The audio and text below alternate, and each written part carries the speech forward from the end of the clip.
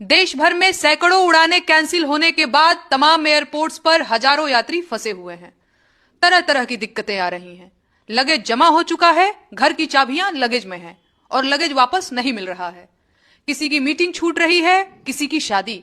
खाने पीने का सामान एयरपोर्ट पर इतना महंगा है कि गुजारा मुश्किल है। कोई स्टाफ से नाराज है, कोई सिक्योरिटी वालों से। कोई रो रहा है, कोई चीख रहा है और कोई लड़ रहा है।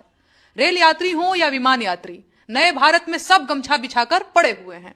सरकार के पास इन फालतू बातों के लिए समय नहीं है और कष्ट झेलने वालों को भी सरकार से कोई शिकायत नहीं है। अगर फ्लाइट नहीं उड़ रही है तो इसमें सरकार क्या करे भाई? सरकार का काम जहाज उड़ाना थोड़े है। यात्रियों को अपनी सीमाएं भी पता है। सरकार से सवाल पूछने वालों का हश्र उन्होंने देखा है। वो जानते हैं कि उन्हें सरकार से सवाल पूछने की कीमत चुकानी पड़ेगी और ये कीमत 2-4 दिन एयरपोर्ट पर पड़े रहने या शादी छूटने या मीटिंग में न पहुंच पाने या दवा के बिना और ज्यादा बीमार हो जाने से भी कहीं ज्यादा हो सकती है। कुल मिलाकर वो जानते हैं कि चुप रहने में ही भलाई है।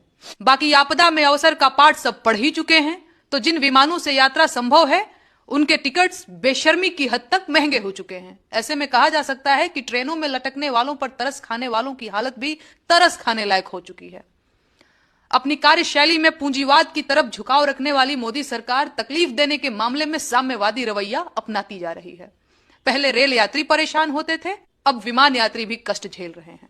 पहले बेरोजगार युवा आत्महत्या करते थे, अब एसआईआर के दौरान सरकारी नौकरी करने वालों ने भी आत्महत्याएं की। पहले गरीब लोग बैंकों का लोन नहीं दे पाते थे, अब हजारों करोड़ के मालिक भी बैंकों का लोन चुकाने में अक्षम हैं। जाहिर है सभी दुखी हैं। सवाल यह है कि अगर सभी दुखी हैं तो मजे में कौन लोग हैं? शायद वो वीवीआईपी जिनके लिए ट्रैफिक रोक दिया जाता है, या शायद वो अमीर जिनके पास अपने प्राइवेट जेट्स हैं। और बाकी लोग, उनका क्या?